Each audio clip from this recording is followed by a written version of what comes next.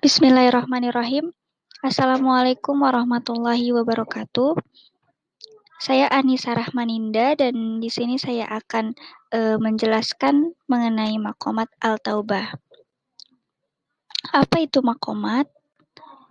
Maqamat adalah bentuk jamak dari kata maqam yang secara bahasa berarti pangkat atau derajat.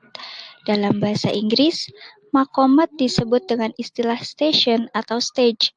Sementara menurut istilah ilmu tasawuf, maqamat adalah kedudukan seseorang hamba di hadapan Allah yang diperoleh dengan melalui peribadatan, mujahadat, dan lain-lain, latihan spiritual, serta atau berhubungan yang tidak putus-putus dengan Allah Subhanahu wa Ta'ala. Kemudian, apa itu al-taubah? Dalam bahasa Indonesia, tobat bermakna sadar dan menyesal akan dosa atau perbuatan yang salah atau jahat, dan berniat akan memperbaiki tingkah laku dan perbuatan. Makom tobat al-taubah merupakan makom pertama yang harus dilewati setiap salik. Apa sih salik? Salik itu adalah orang yang menjalani disiplin spiritual dalam menempuh jalan sufisme Islam untuk mensucikan atau membersihkan jiwanya, dan diraih dengan menjalankan ibadah, mujahadah, dan riyadhah. Mujahadah berarti berjuang melawan nafsu, sedangkan riyadhah itu bersungguh-sungguh untuk mendekatkan diri kepada Allah.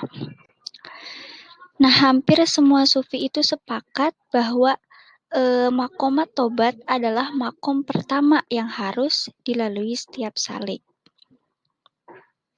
Istilah tobat berasal dari bahasa Arab, yakni taba yatubu taubatan, yang berarti kembali dan disebut dalam Al-Quran sebanyak 87 kali dalam berbagai bentuk. Kemudian Muhammad Fuad Abdul Al-Baqi menyebutkan bahwa istilah tobat disebut Al-Quran berulang kali dengan beragam bentuk kata seperti taba, tabu, tubtu, tubtum, atubu, tatuba, dan sebagainya. Istilah tobat diartikan sebagai berbalik dan kembali kepada Allah dari dosa seseorang untuk mencari pengampunannya. Kemudian ada seorang ulama yang bernama Al-Husain Al-Maghazili. Beliau membedakan taubat kepada dua macam, yaitu yang pertama, taubat al-inabat. Nah, taubat ini itu taubat yang didorong oleh rasa takut kepada Allah Subhanahu wa Ta'ala. Dan yang kedua, taubat al-istijabat. Taubat ini didorong oleh rasa malu kita kepada Allah Subhanahu wa Ta'ala.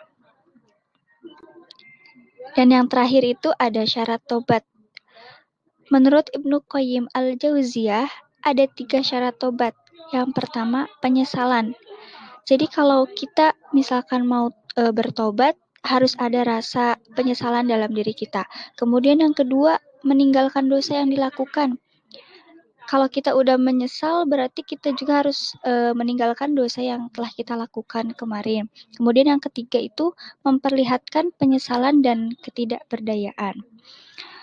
Karena hakikat tobat adalah menyesali semua dosa di masa lampau, membebaskan diri dari semua dosa dan tidak mengulangi dosa di masa yang akan datang, serta kembali kepada Allah dengan mengerjakan segala perintahnya dan menjauhi larangannya. Nah, sekian yang bisa saya sampaikan. Kurang lebihnya mohon maaf. Wabillahi taufiq wal hidayah. Wassalamualaikum warahmatullahi wabarakatuh. Terima kasih.